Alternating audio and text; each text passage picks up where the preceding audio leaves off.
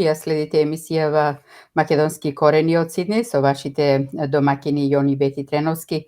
Почитувани слушатели и наши Facebook следбеници, наредниве минути ги остапуваме за нашиот гостин, а ваш гостин, како што и ви најавивме на почетокот на денешнава емисија, на Македонски корени е господинот Сотир Костов, политички аналитичар, колумнист, но и поранешен обвинител.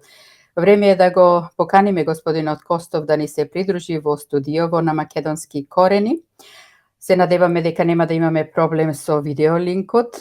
Така, веќе се гледаме, верувам без пречки се слушаме. Ако се слушаме, господине Костов, добро ви утро и добро ни дојдовте на Македонски корени. Не ве слушаме, господине Костов, звучниот сигнал нешто не работи. Со мало закаснување, почитувани евене со господинот Костов. Ако не слушате господине Костов, добро ви утро и добро ни дојдовте на Македонски корени. Добро ви најдов вече, поздрав за тебе, поздрав за Јон, поздрав за Македонски корени, за Сиднеј, за сите македонци, па и за сите австралијанци. Да сте ми живи и здрави, повелете, многу е криво што техниката веќе по втор, по трет пат затајува, ама оде дадовме максимум.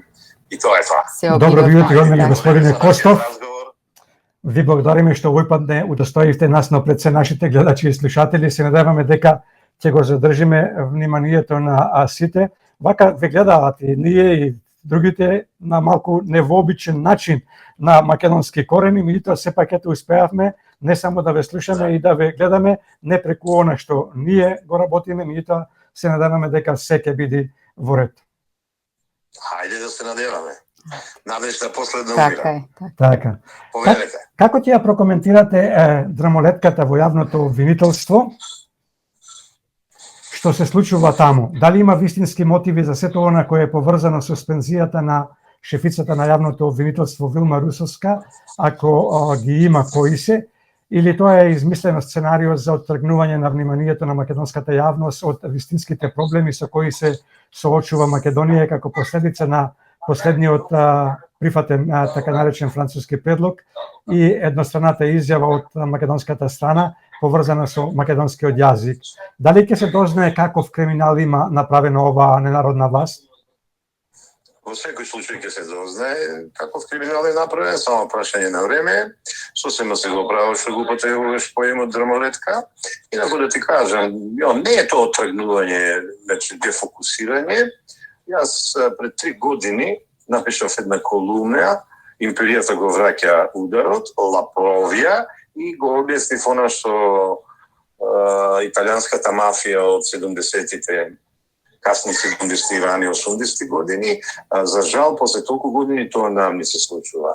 Тогаш реков дека имаме пресметка помеѓу забегани, политички, полициски, судски, новинарски елити во Македонија, кои се на власт или ја поддржуват власта, и еве, сум бил во право, дојде време кога тие почнаа меѓу себе да се пресметуваат. Јас сум познат во јавноста како голем критичар на господината Русковска. Јас незе со црвен круг ја обележував кога ја фатив на шарена револуција и поставував прашања, не ме удостои таа мене со одговори, тврде дека шарена обвинителка не може да обвинува патриоти и така натаму. Во случајов ќе ве изненадам или да не речам ќе ве разочарам. Русковска е во право. Русковска сега се одметнала од контрола на Заев, на владата на Ковачевски и решила да одиде во соло битка, очигледно не и дава поддршка и државниот обвинител, и тоа е репрес. Ја одамна ги напуштив редовите на обвинителството, ама има една голема, дури зачудувачка солидарност помеѓу обвинителите. Обвинител, друг обвинител не напаѓа или не се случува да не му даде поддршка. Во случајот, државниот обвинител, поради процедурална грешка, ви се молам, знаете ли колку процедурални грешки таа направи кога ги обвинуваше нашите патриоти од 27 април? Никому ништо, ни дисциплинска постапка, ни сузбивање. Не може да ја замолчат, сега ќе ја исплашат нејзе малку, не може да ја замолчат. Јас лично мислам, оваа состав на обвинителството, дури мислам и на прошлата емисија нешто кажував, не може да го реши ова. ова ќе го решува тој во колумната 19 година, го кажам. Ќе го решават нови обвинители, нови суди, нови извршители и нови полицајци. Бидејќи тие едни со други, очигледно во поделба на колачот, не се задоволни и ќе тргнаа едни против други. Не дека нешто сакам да ја одбранам Рушковска, во предметот на работа Рушковска е во право, а обвинителот Јовески и сите други што ставаат сега фортификацијски препреки сакат да го скријат тоа што не може да го скријат, а тоа е организираниот криминал на власта. А знаете ли кој е другото име на организираниот криминал? Мафија. Значи, организиран криминал значи мафија.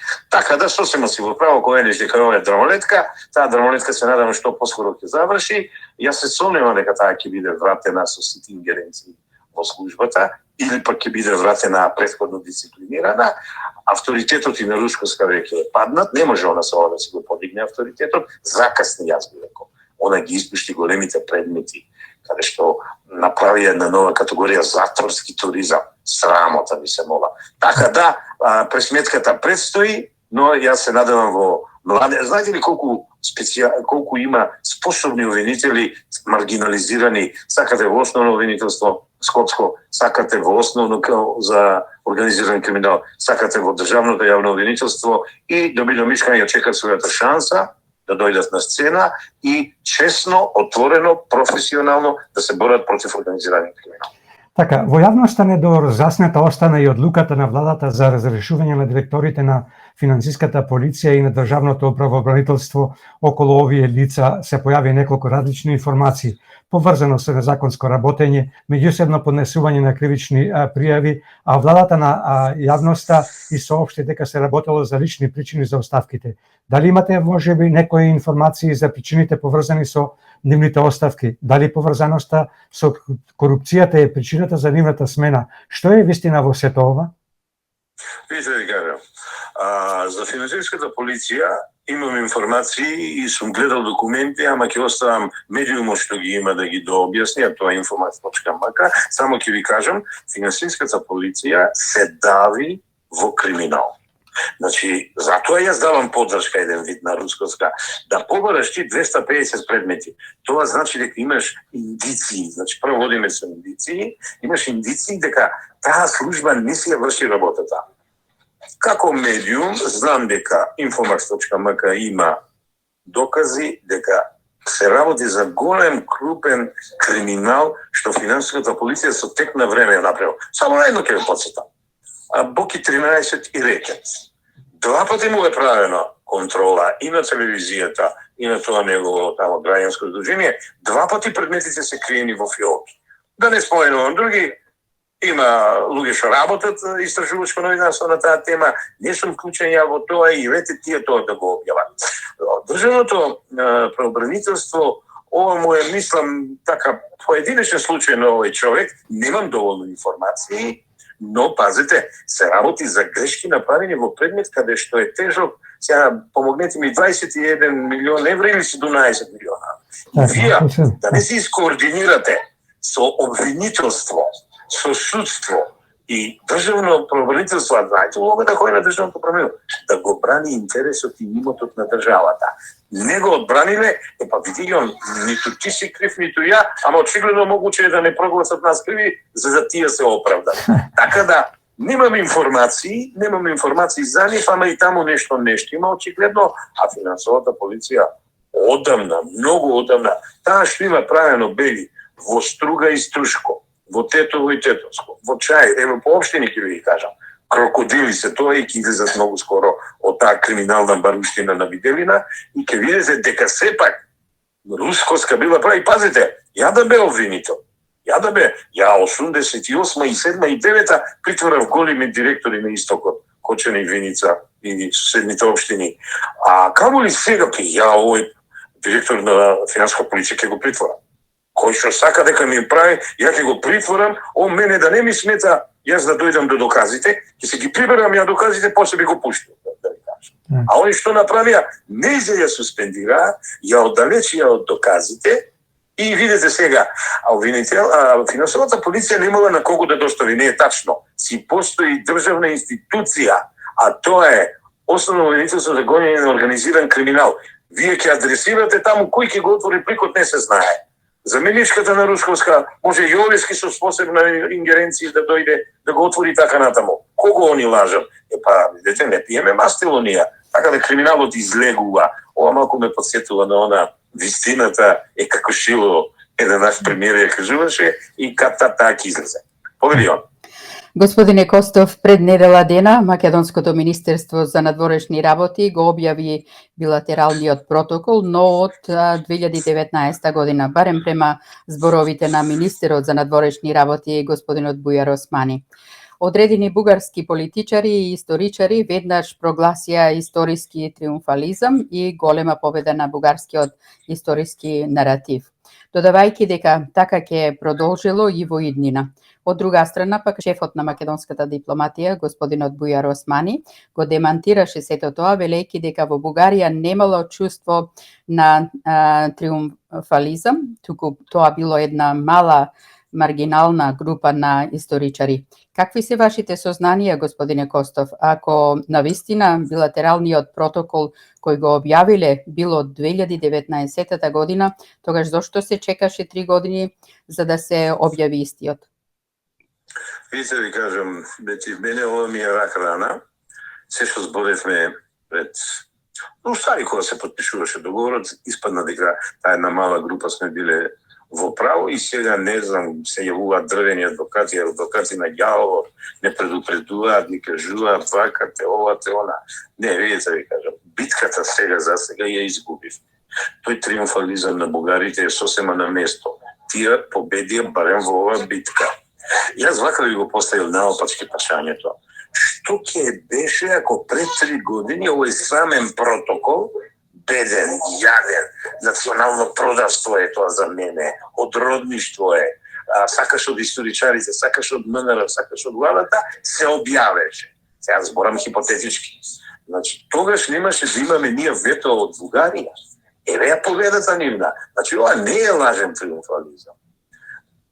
Ние дори сега да дознаеме дека они продале 5 наси личности, да, 5 наси личности за кои го нема тоа право. Сакате за цар Самуил, сакате за светите браќа Кирил и Методи, сакате за светите браќа Наум и Климент, со кое право?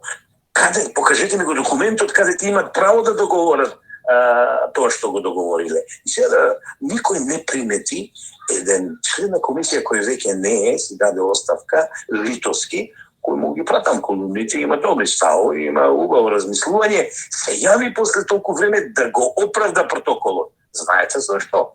Во негово време е подпишан, од него е подпишан и сега он со ставовите што се залагаше во овие, еве да речам година дена што го пратам во Слободен печат, што пишува и што јавна телевизија, со ова што го оправда нема врска.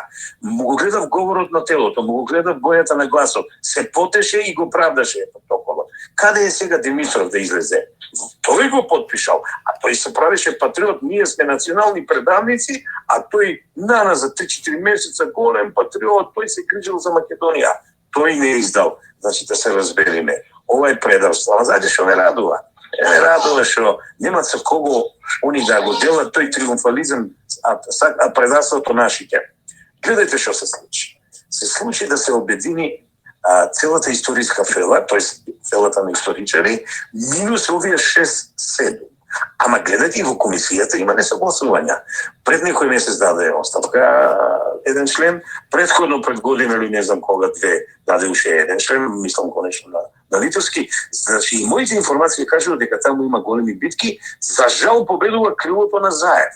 Ги држат под контрола, еве ги излегува парите колку парички им дале, истата е сликата како со СЈО. Целосен дебакал СЈО доживеа, милионски суми потрошија на незаконски хонорари, требаше да лежат во затвор, не лежат, ни ги напикаа во обвинителството и ни прават нови кризи во институциите.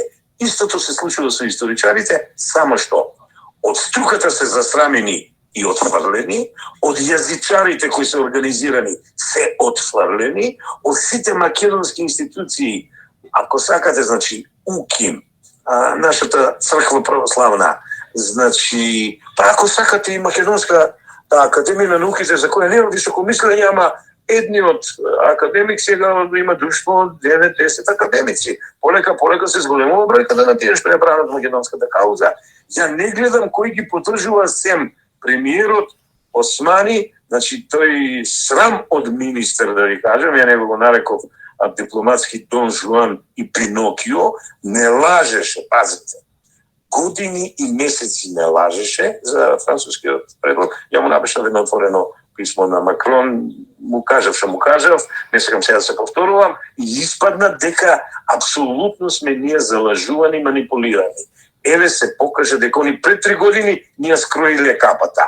За жал ја изгубивме таа битка, ама ќе се бориме. Ајде да ги видам сега они. Само владата, само премиерот, само министерот и 6 историчари како ќе излезат на крај со стручната јавност, со академската јавност и со граѓанството. Да не го забораваме почанството. Сега ќе дојде големата луда на граѓанството, ќе видите нема да подржи ништо, ни референдум, ќе видите. Каде се предвремени избори? Само таму ќе доживеат они голем пораз. Како ќе ја ова власт. Како ќе ја прокоментирате изјавата на министерот Османи дека 90% од информациите поврзани со протоколот со францускиот предлог, но и со решенијата од комисијата биле намерно пласирани лажни вести од страна на политички центри? Скандалозна, неточна, манипулативна. Тоа почнува да ми личи мене на пропаганда ала Гебелс.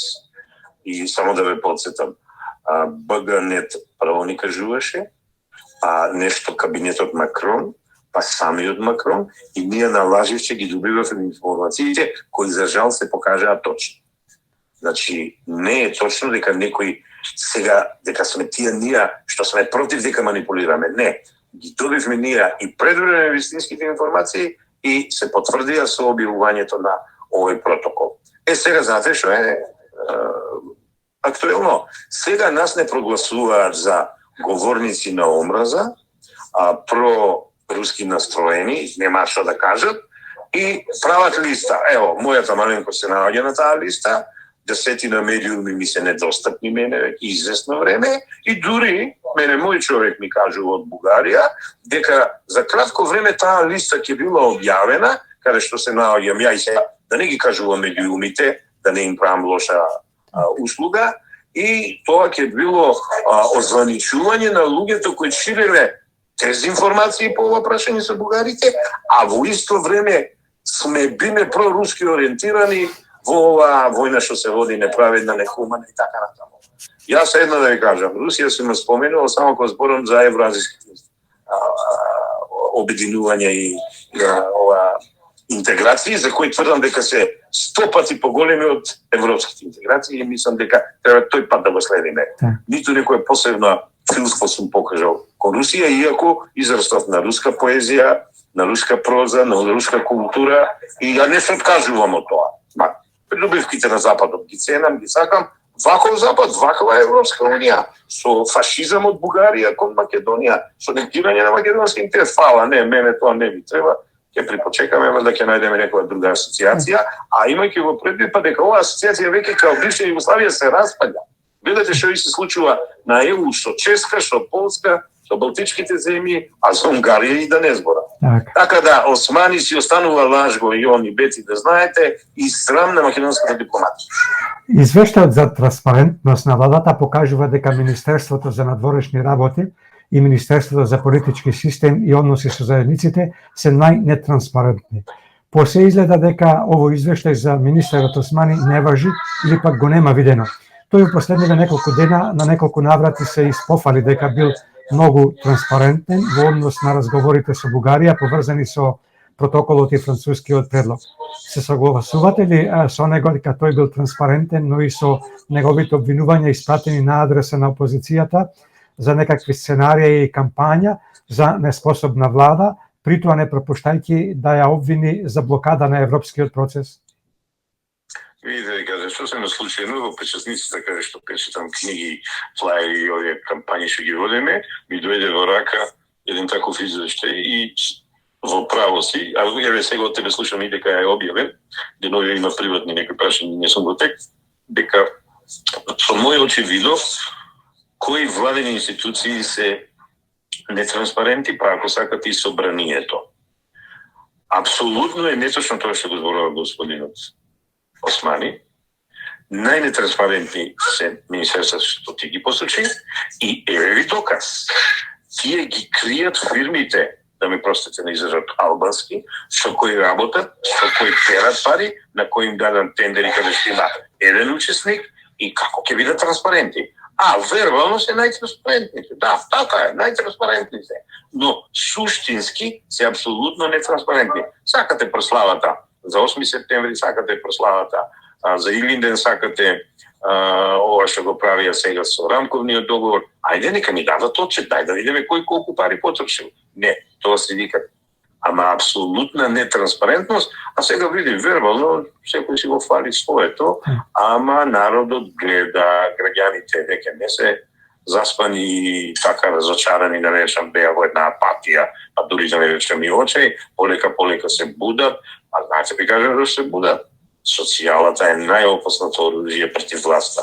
Кога ќе дојде работа до контейнерите. Јас знаете кога знам дека работа дошла до нож до коска. Кога возам со колата у град и кога редовно само на семафорите деца што питат ми барат парички, тоа е една нормална ситуација во државата, иако не е нормална. Ама кога се движам во Жена парк, кога се движам по улица Македонија, кога седам во кафичите кај што го минувам времето и каде што ми доаѓат на пола саат по еден двојца и ми бараат чичко некоја паричка за лепче или за ова зона, ја што да знам дека Македонија е падната во социјална темна дупка, од каде што ова влада не може да ја изгледа. Многу скоро ќе ги видиме сите знаци на социјалната револуција, која за мене веќе е почната, а националната ламба ја почна и таа ќе се тера, ќе заврши со предвремени парламентарни избори. Господине Костов, вие пред малку го спомнавте граѓанскиот секторот каде што и вие доаѓате и сте добро запознати дека голем дел од тој невладин сектор и интелектуалци се прилично проевропски ориентирани и даваа поминатата поддршка за договорот од Нивици, наречен Преспански договор. Какво е нивното мислење за сето ова што сега се случува со разговорите со Бугарија, но и со досегашните одлуки на владата? Видивам, ќе се разочара можеби, во моментот не постои организиран граѓански сектор.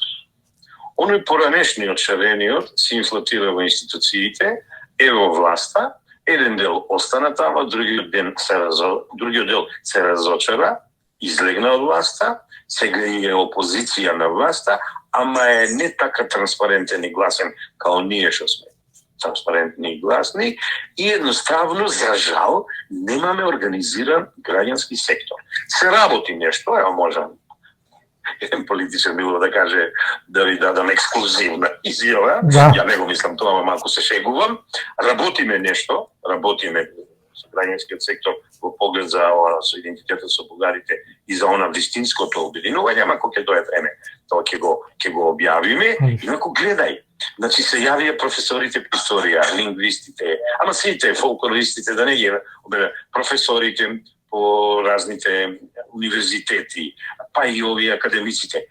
Дали ќе види некој список со невладени организации подпишани, као порано што беше, се за или против? Нема.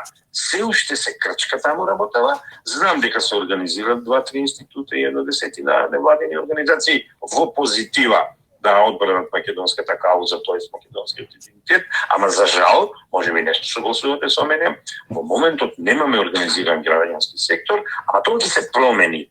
Активни се оние за струјата, сега морам да кажам што е позитивно.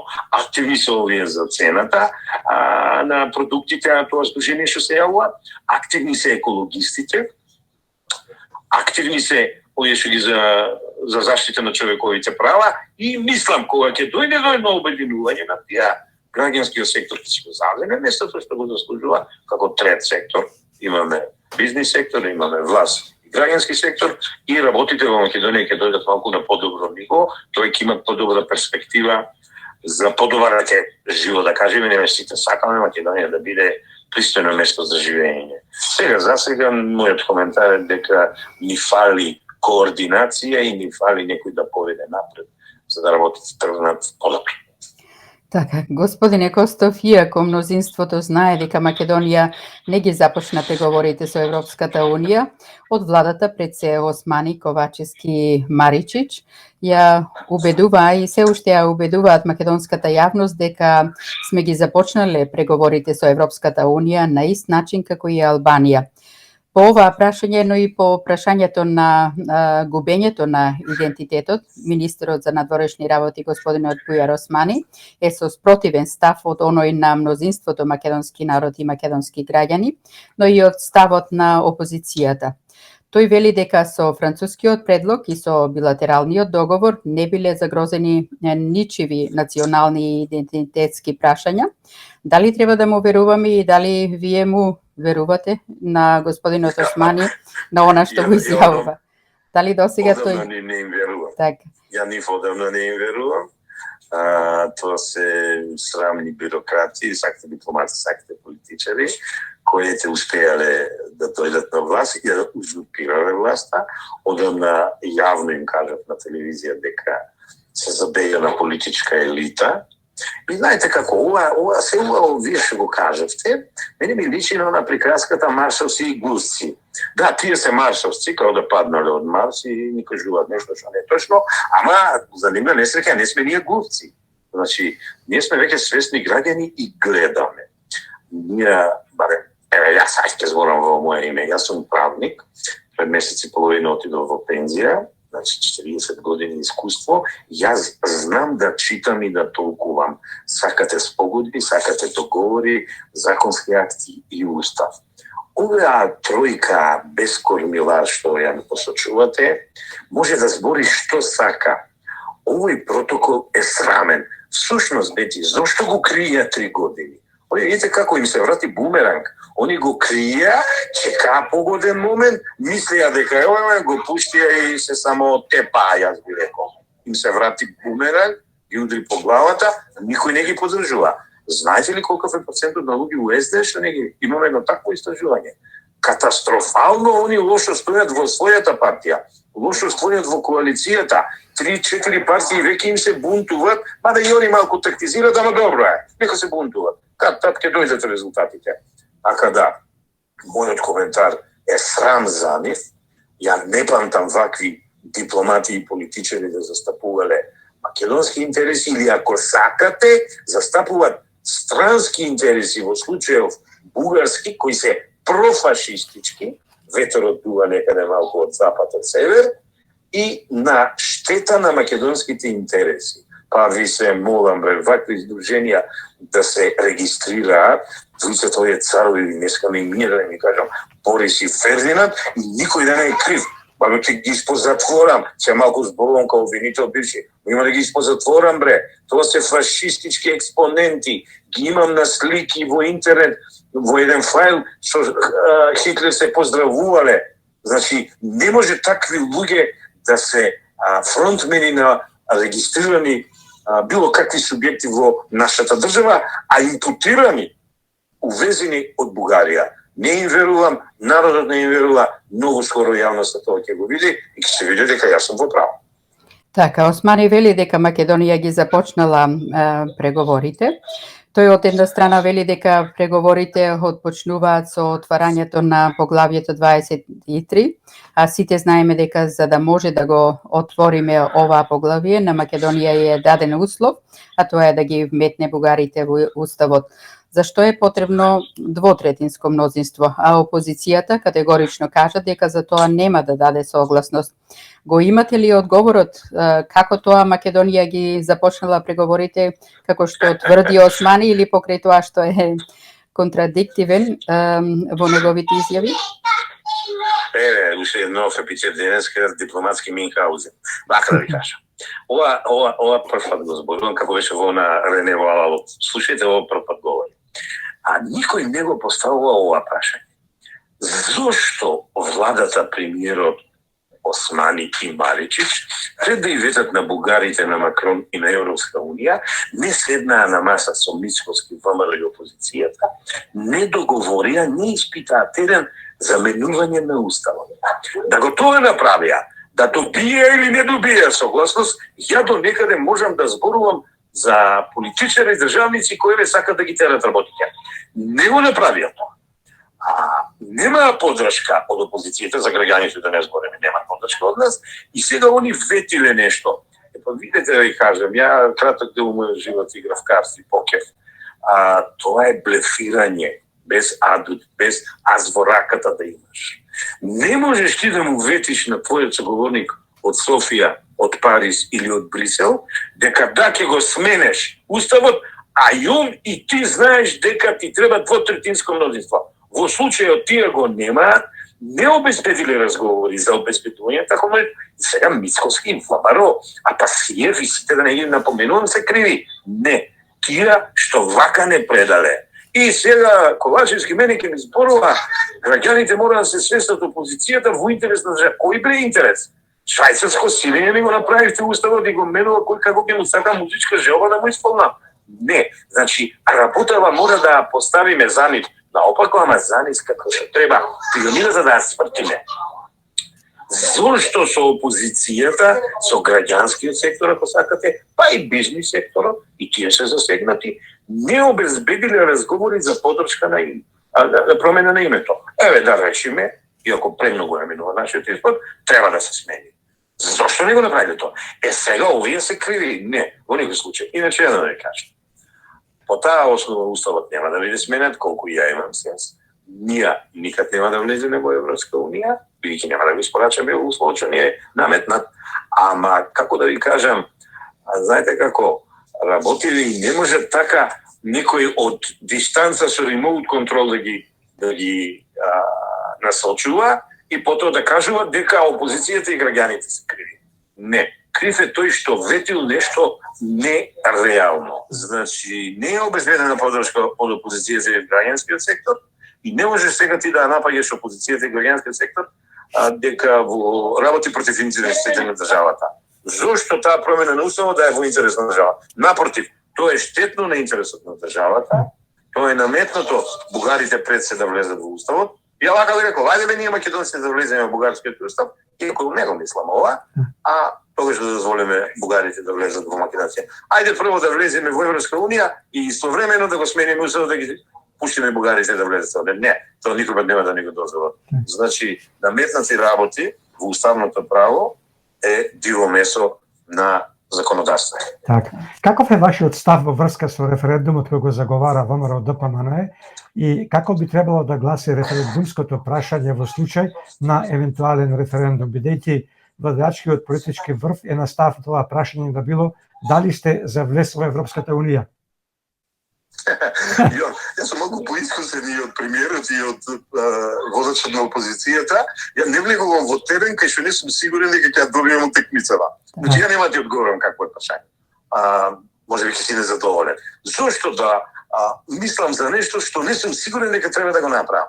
Ние не се изјаснивме на референдумот кој беше ова со промената на името, се изјаснивме. Неуспешен референдум, со молчење, со неизлегување и со недоволно излегување ние покажавме. Зошто сега ние пак да повторуваме иста работа? Иако Уставот кажува за влез во меѓународни сојузи и така натаму, сега да не го парафразирам целиот, треба да одлуката се потврди на референдум. А ние не сме дошли до таму. Бугарите уши колку вета ќе ни стават.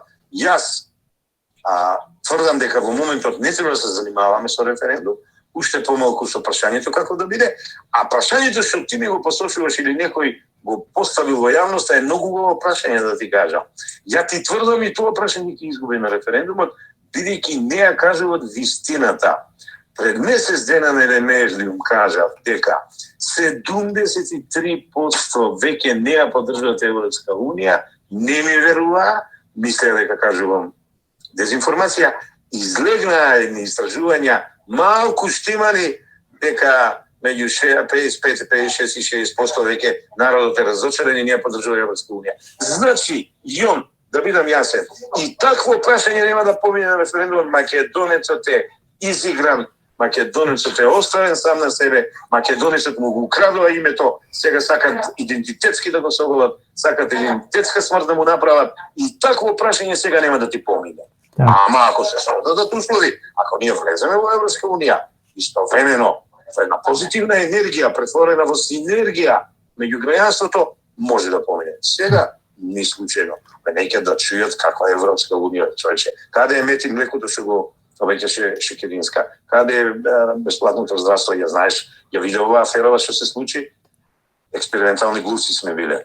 Каде е бесплатното школство? Ништо, све на лажа. И на кај краја, ние сме сега понебезбедни отколку кога не бевме членови на НАТО. Си го дадовме оружјето, каде сме ние безбедни, кој ќе не брани? Ќе дојде американецот до Вашингтон да не брани? Не, американецот ја брани Украина до последниот украинец и дава оружје за да гинат.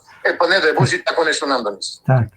Шефот на македонска дипломатија го обвинува македонскиот народ дека сме биле закотвени само во нашите македонски позиции и дека не сме ги слушали аргументите.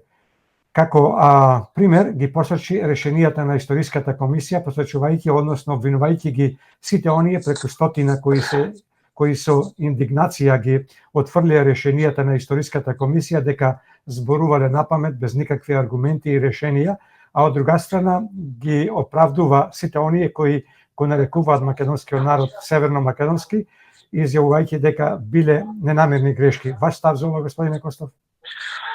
Вака, пред месец и половина напишав една колумна во Информација.мк, ги таксативно набројав сите членови на нашиот дел од комисијата и ги кажа специјалностите и искуството. Да сублимирам. Сите заедно имаат помалку искуство, е само еден.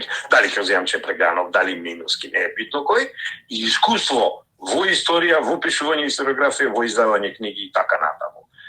Баш кај не се специализирани, имаме само еден османлист, а тој е овој срамниот сега што е академик, име не сакам да му спомнам, и сега мене османи ќе му убедува тие биле во право. Не, тие се, прости ми Боже, безкисменјаци, кои за пари, значи за пари буквално повторувам, си ја срамат професијата и ја продаваат Македонија и македонските интереси. Да беа на место историчари, немаше да дозволат со нив да манипулираат од МНР и од владата. Два пати се фатени овие од МНР што ги уценувале, овие двојца си даде оставка, овие другите уште не се дојдени до точка на топење. Ја ви тврдам дека таа комисија и понатаму ќе еродира, ќе се распаѓа, а ја уште пред година и покажав, таа комисија треба да биде укината, бидејќи е срам за историјата, за образованието и за државата. Османи може да зборува што сака, оние залажува јавноста, фактите излегуваат од мојата уста, мора вака да се изрази. Господине Костов, неколку реченици, ако сакате, за последните решенија, поточно препораки за учебниците и за заедничкото чествување на 5 историски личности кои ги денесе од Мешовитата историска образовна комисија? Не сакам назад нема да зборам, ама вас премногу ве почитувам и веќе кажам што велиште неколку реченици. Наназад неколку месеци ги проучувам Самиловото царство, го проучувам Богомилството и светите браќа, прескаше ги спомнав. 2+2=4, значи. Едно да ви кажам, сите факти, и Илија Велев, и Чепреганов, и Миноски, и Котлар, и сите да не ги споменувам, пошто не можам сите да ги Ачковска, не знам кои се, ама буквално сите историчари кажува кога нашите свети браќа, или еве словенските, од Солун, ги имале мисиите бугарите, ниту биле словенизирани, ниту биле описмени, ниту христијанството го примиле. Сето тоа се случува покасно. Не можеш, бретина, држава од среден век да збориш за нација и за идентитет. Можеш само да збориш за народ, територија, и држава. Такво нешто не постоело. Еве ги сега босанците се бават со такво нешто и држат лекција на србите, црногорците и хрватите, ама тоа е по заслуга на бугарите. Ќе се враќаме ние сега во правобитно општество и да кажуваме дека бугарската нација била нај. Зошто не сакам нова тема да зборам? Але како сега ние ќе кажуваме дека сме тракијци? А како ние сега ќе кажуваме дека сме илири? И со едното име и со другото, повеќе со илирството, има големи заблуди во историјата. Први го фатија хрватите, па го пуштија. Го фатија албанците и не се откажуваат од него. Со тркиците малку поинаква работата. Тркиците биле славен народ, славно племе, добро племе, а тркиците не се бугари.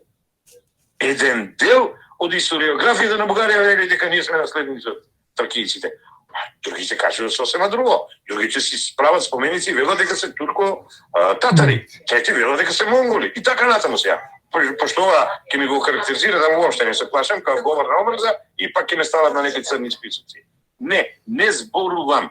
47 година тие ги признаа, ја признаа вистината во нивните учебници образование. Јас тој документ го покажав на телевизија, ги покажа сите промени што ги направија, дека цар Самуил е македонски цар.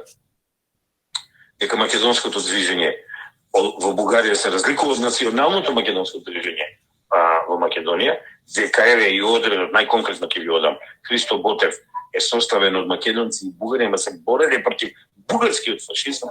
И сега они сето тоа сакат да го тргнат, да речат пу не важи и видите што ни прават. Ние да подпишеме дека тоа се бугари.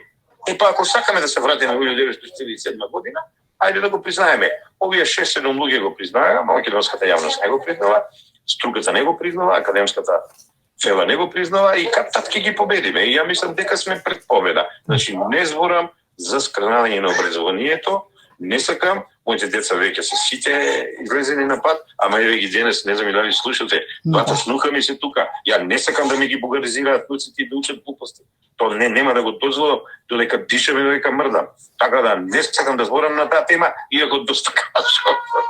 Не дозволувам ја менување на образовниот систем, кој така не е што треба, по диктат на бугарите и еве да речам некои си фашизоидни забегани политичари од Берлин, Брисел и Париз. Пред недела дена завршија вонредните локални избори во 3 општини во Македонија и како што веќе е познато, СДСМ доби 2 градоначалнички места, а ВМРО ДПМН доби повеќе советници во општина Тетово. Од ВМРО ДПМН, но и од СДСМ прогласија победа. Како вие ќе ги прокоментирате овие вонредни избори? Да ви кажам, вонредните избори не знам кој му текне да ги прави во август месец, а потоа да се правда, ги немало луѓето. Вонредните избори беа неуспешни, ама еве се одржаа. Фактите говорат. ДС е апсолутен победник во Тетово за Советот за општината Тетово. СДСМ е апсолутен победник во двете општини, ама тоа е срамна победа. Значи сега ова се факти, сега ќе ги коментирам фактите. Ти трка на еден конј, тоа не е направа. Ја имам напишано 6 книги за изборни кампањи и токму тоа го имам потребено. Го зел од некои западни теоретичари на политичкиот маркетинг дека во изборната кампања трката со еден конј не е надпревар плуралистички, не е надпревар за демократија. Нека победија без. Се во ова другата општина го победија кандидатот. Едно да ви кажам. Овие избори не се репердети. Значи имаш 2 мали општини со по 2000 становништво и гласачи, кои не можеш не можеш да извлечеш заклучок за цела Македонија. Морам не тебе да ти исправам, него малку еве во Маросиве да ги исправам. Освоиле повеќе советнички места, не е точно. Колку има 4 освоија пак, овие 2 освоија пак. Народот не излез, ги бойкотираш. Каде се македонците во Тетово? Овие избори беа лоши за сите политички партии, минус Беса. Беса си направи што си направи, си доби. Сега, најкатастрофални изборите се за Дуи. Дуи нека се замисли. Го изгуби конечно, значи, тврдината Тетово. На пат се сега да ги изгубат, како се вика, Струга и Чај и Дуи ќе пее Лабудова песна. Треба да се позамислат малку и СДСМ и ВМРО, зошто народот не им излегува на избори. Ова да не го мешаме со ванредни парламентарни. На ванредни парламентарни избори народот ќе излезе за да си ја подобри ситуацијата, социјалната, економската состојба, со надеж да избере нови луѓе кои подобро ќе ја водат Македонија и тогаш ќе имаме излезеност. Овие избори за мене, кои 30 години се бави со ова, беа катастрофални. Никој нема право да се фали, сем Беса. Во средата, премиерот Ковачевски на една национална телевизија на прашање на новинарката зошто владата не сака предвремени парламентарни избори ако се сигурни дека имаат поддршката од народот како што велат, а која подршка се покажала на одредените локални избори, изјави дека, цитирам, сериозни луѓе во сериозни времења треба да бидат конзистентни. Конзистентноста према него била дека во јануари рекол изборите треба да бидат во 2024 година и напомена дека во неговото експозе во јануари најавил зголемување на платите, на пензиите, почеток на преговорите со Европската Унија, справување со економската криза и со топлинската енергија во град Скопје. Како ќе ја прокоментирате неговата изјава? Дали владата на Ковачевски ги има испорачено овие работи кои ги наброја? Види, премиерот е конзистентен само во својот страв од избори, во својот страв да седни на маса со Мицкоски, со лидерот на опозицијата. Него рачунува што се сликаа 5 минути и фактички ништо не се договорија. Прв премиер што дошол на власт, него повика на кафе лидерот на опозицијата. И еве тоа му се свети сега. Значи, тој е конзистентен во непознавањето на македонските состојби. Тој е конзистентен во својот ескапизам. Тоа е бегство од реалноста, бегство од опозицијата, воедно и ја вредја опозицијата. Значи, едниот бил фашист, другиот бил ваков и така натаму. Тоа е срамота, премиер да го кажува. Го милува до сега, не го напаѓав, има причини за тоа. Ова го претера, ова со Бугарија што го дозволи да не лажат 3-4 месеци и на крајот да изгубиме битката. Он кредитот кај мене како аналитичар го изгубил. Значи, тој апсолутно не знае што е конзистентност. Ако тој е конзистентен, ако неговите политики се конзистентни, ние нема да сме во оваа социјална дупка, ние нема да сме во оваа провалија од која веќе прашање кога ќе излеземе, ние нема да сме во здравствена криза, ние нема да сме во ресурска криза, ние нема да сме во криза на цени, значи стандардот ни паѓа, струјата, парното, се, значи енергетска криза. Пред нова година, за нова година и по нова година не излага он, новиот премиер. Када треба некој да му го објасни значењето на конзистентност, а потоа да го употребува. Не испорачал тој ништо во државата, се видовме. Не знаат да се справат со овој бран на ковид, здравствената криза, со социјалната криза не можат да се справат. Впрочем, и главната стопанска комора, Бранко Азевски, им држи лекции. Бранко Азевски е човек со искуство, со знаење, ама лом ги прави. Сојузот на комори лом ги прават. Синдикатите се против нив. Треба да набројувам уште. Каде е тука конзистентноста на политиките? До некаде. До сега нешто тој битики културно настапуваше. Не лажеше сиромаот и тој сега се изгуби со овие последни мерки што ги кажуваат. И владата веќе никој не и верува. И он верува им. Ние сме тука тоа го гледаме, мада и вие, се овие модерниве медиуми ви дават веднаш да се информирате и да цените, да анализирате. На владата веќе никој не и верува. Треба да има превремени парламентарни избори, не дека Соци сака, не дека некој со кој јас се дужам сака, не дека опозицијата. Што има да катастрофална на економски, социјален, здравствен, енергетски план го налага тоа. Ништо од неговата конзистентност одамна е распадната. Напротив, ова влада има крајно неконзистентни, значи непостојани политики, крајно погрешни политики, и ако не беше така, немаше главниот советник да им избега, оној на министр на финансии, и его се главен аналитичар во Беч, во институтот каде што е синот на Киро Глигоров. Способните не им ги прифаќаат политиките, ставовите, одлуките и алатките што ги дават за решавање на незадоволителните состојби, бегаат од Македонија. Ке сакате ли да го прокоментирате балансерот за вработување по етничка основа, за кој пред неколку дена македонската јавност дозна дека во јавната администрација ќе се вработуваат 31,54% албанци наместо 24,3% колку што се изјаснале на последниот попис, пресметувајќи ја и диаспората, но и административно попишаните. И дали со бојкотирањето на пописот и со непријавување, односно само попишување на диаспората, им ја отворија вратата за ваквиот чекор на албанците? Балансери во вработување не признавам, уште кој излегува во времено на, како се вика, на власта на ВМРО ДПМН, бев против ранковните вработувања, бев против вработувањето да земат плата, да не одат на работа, и ова не го признавам, не го прифаќам. Можем да ви го образложувам колку сакате, ама мислам не е ни простор, ни време сега тоа да се објаснува, бидејќи се вработува според квалификации и компетентност и искуство. Барам на ова место јас вакви квалификации, вакви референции да има некој, искуство потребно 3, 5, 10, 15 години и најдобриот после 1, 2, 3 интервјуа или тестови го вработувам.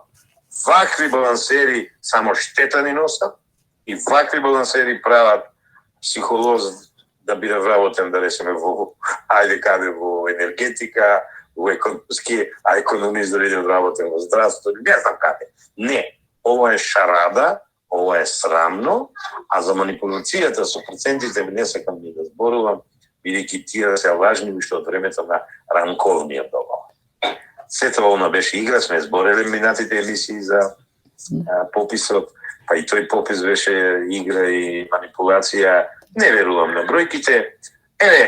Тогаш мислам во една емисија ви кажав 3 репера, ама сега една е само ќе ви потсочам ради времето. Како може Македонија да има граѓани колку што брои избирачкиот список? Се е кажано со ова.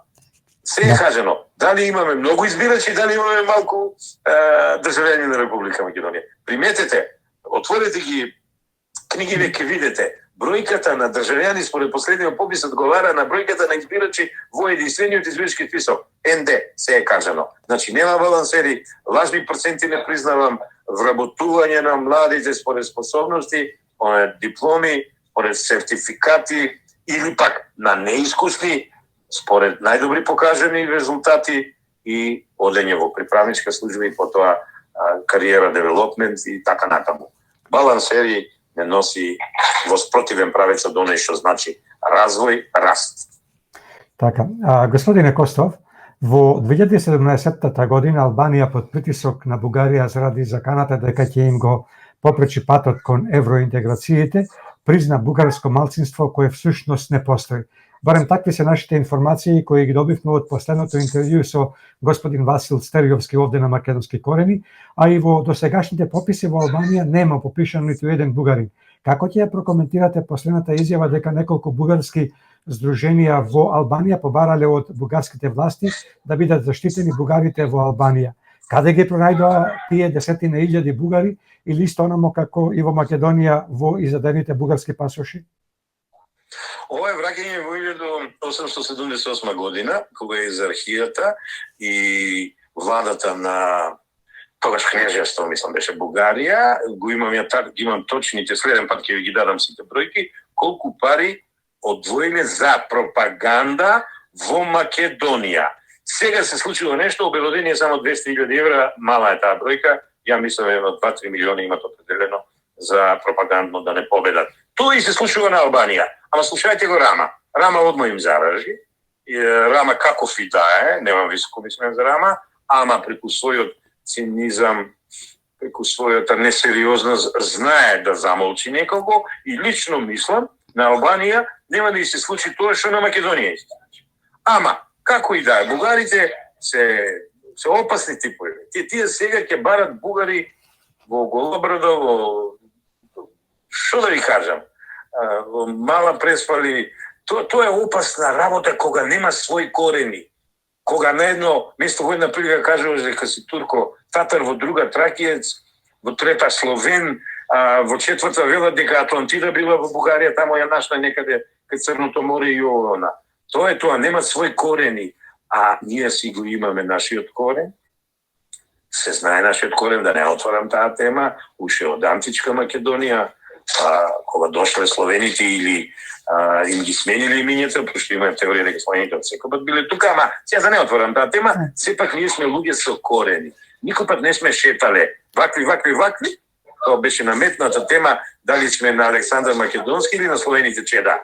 Од двата извора штедро сме пиеле вода, велиме ние во Македонски манифест, во нашите книги. Значи, не сме трето, ние сме тоа. Овие немаат корени, овие нема своја историја, дојдени се таму откаде што се дојдени и затоа сега и Бугарија ќе ја уценува. Ама тоа е знак дека се распаѓа Европска унија. Па вие не знаете се што ќе се случи на Србија, а Хрватска кој ќе рече не постоел Јасеновац, а таму се сотрени поново ромите и циганите и србите. Србија, ако сака да влезе во Европска унија, треба да потпише дека немало таков договор, тамо немало холокауст и така натаму и така натаму. Тоа е Брисел, значи. Ама, лично мислам нема да успеат во Албанија. Едно, има многу малку македонци, иако има македонци доле на југот православните овие што се.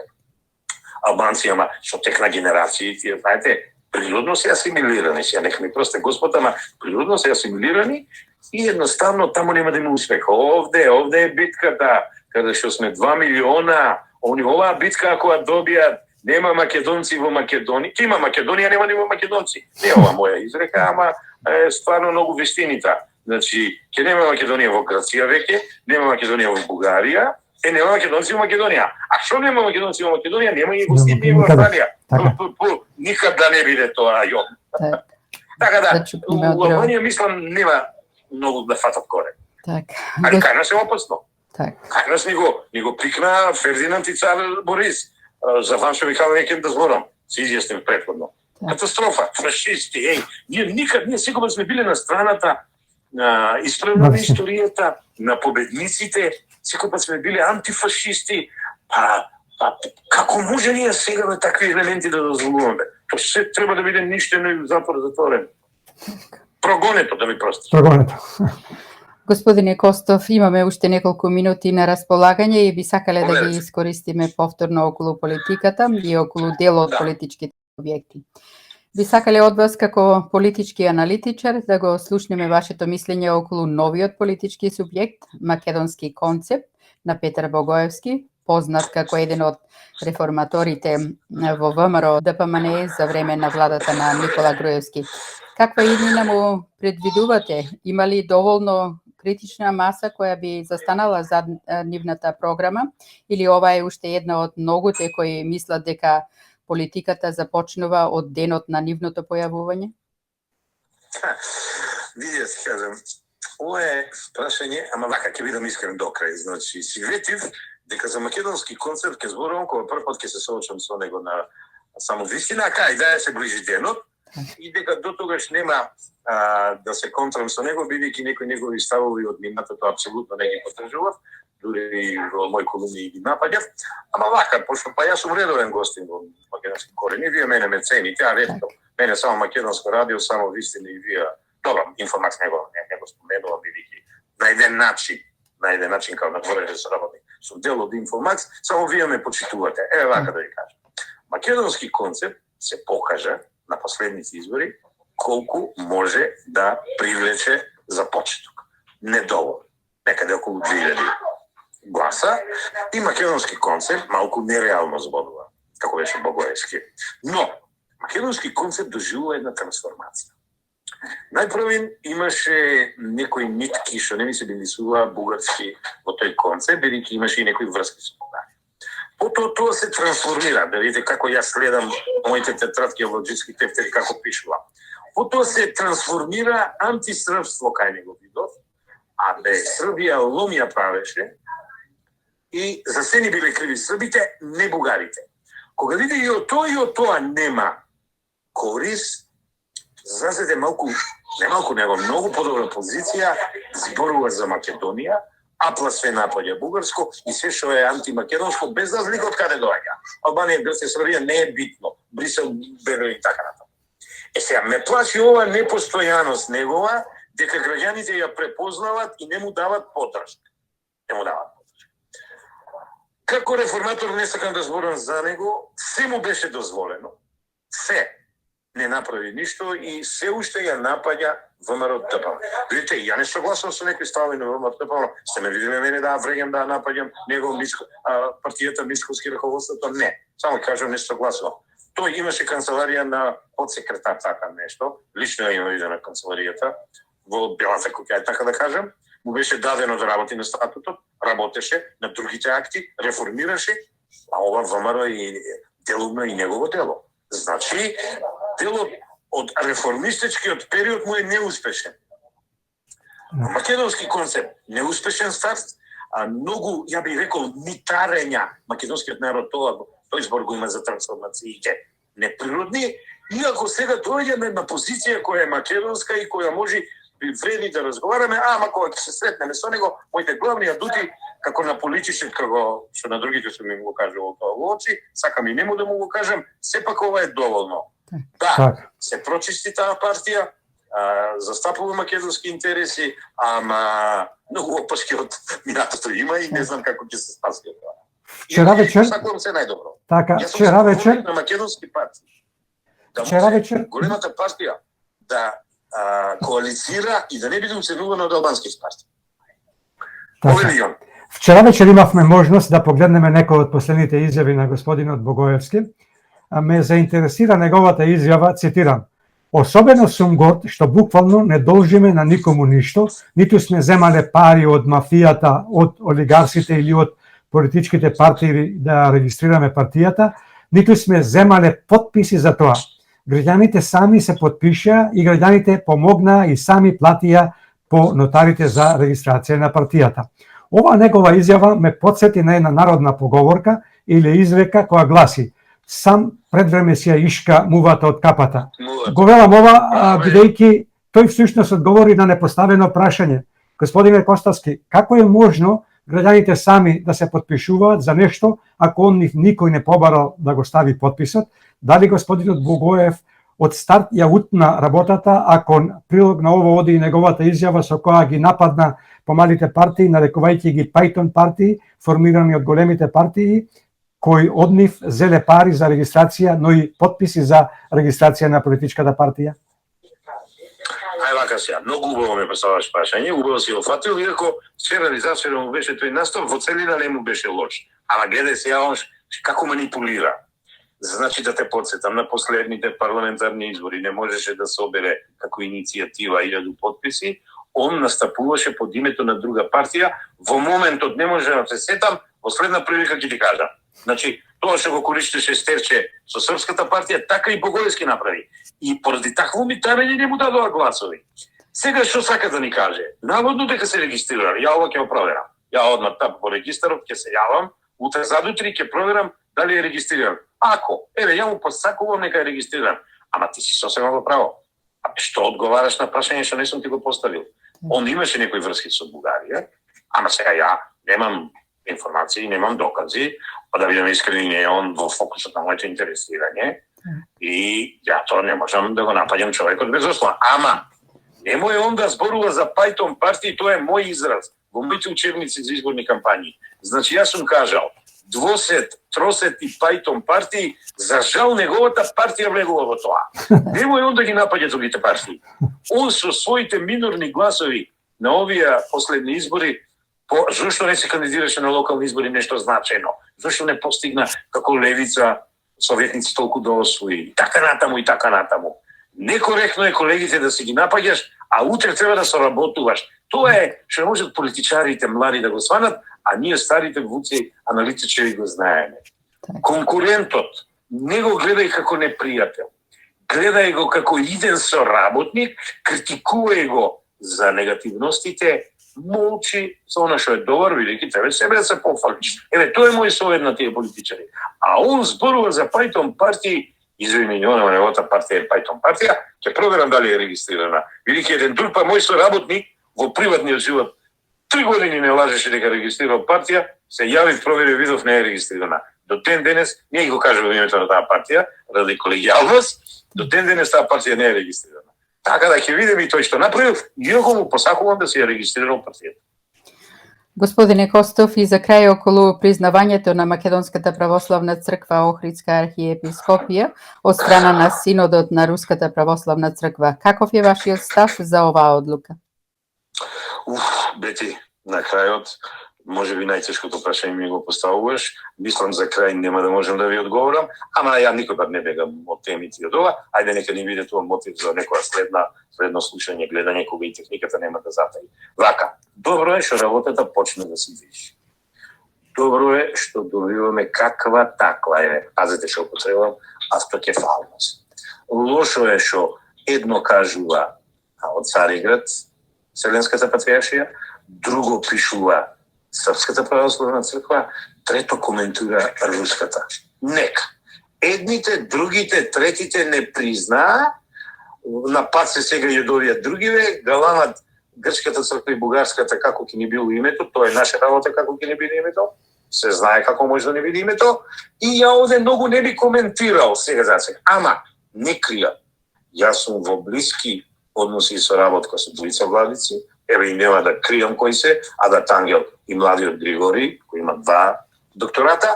Јас знам дека во синодот не се испеглани сите работи, сетете се кои владици беа во Цариград, кои не беа, сетете се дали премиерот требаше да го чита тоа или да не го чита, тоа што го читаше, и ќе видите дека можеби работите и во нашиот синод не се испеглани. Најдобар аналитичар за тоа е оној Ѓорчевски, и да ми простите, Цане Мајановски, само они беа умерено оптимисти, само они ги погодија работите, а 2-3 професори универзитетски, десетици аналитичари, готово завршена е работата. Не, работата не е завршена. Сакат и таму со името да ми простите кастрираат, да ни наметнат нивно име, да не речам грчко, бугарско, српско, и така идентитетски да не обезглават. Лично мислам, се додека има освестени владици во синодот, а ги има, тоа нема да го постигне они што сака да го постигнат, ама работата е тргната. Не сме веќе шизма, не сме во шизма, што би се рекло проколната анатемисана црква, работите се тргнати, се надевам ќе најдат доблес и енергија нашите владици да се обединат, да се договорат, така лесно да не дават мајка ни е бугарската, па мајка не била српската, па и не знам која црква, него ние сме на сите мајка, ќе го молчиме тоа. Сега ќе си добиеме томос, ќе си ставиме име кое ќе си го ставиме, е после нека не нарекуваат кој како сака. Вчера дали Тимотеј, дали кој беше, не сеќам убаво како. Нека нарекуваат кој како сака, тоа е нивно право. А името на црквата е наше право да се го ставиме. А работата е тргната на подобро, одмрзната е од фрижидерот и лично мислам дека ќе оди на добро. Така. Ама сум умерен оптимист. Дај Боже. Чест и задоволство беше и ова ваше учество во Македонски корени, господине Костов. Ви благодариме, да ви посакаме убав празничен викенд со внучињата, со фамилијата, да ви се живи и здрави. Тука се шетат, си играат. Ти благодарам исто и за вас е најдобро. Так. Утре и мислам чинам Богородица. Так, успение на пресвета. И да сме живи и здрави, поздрав за сите вас, македонци и австралијанци во Сидни и во Австралија, и чувајте се да сте ми живи и здрави. И вие. Поздрав, ево ви ослободите малку поќе време сега да се поиграте со внучињата. Фала ти многу, друг пат ќе не скатиш и ќе се изравниве. До слушање. И до скоро довидување. Пријатно. Благодарам се, надевам, тоа зависи од вас.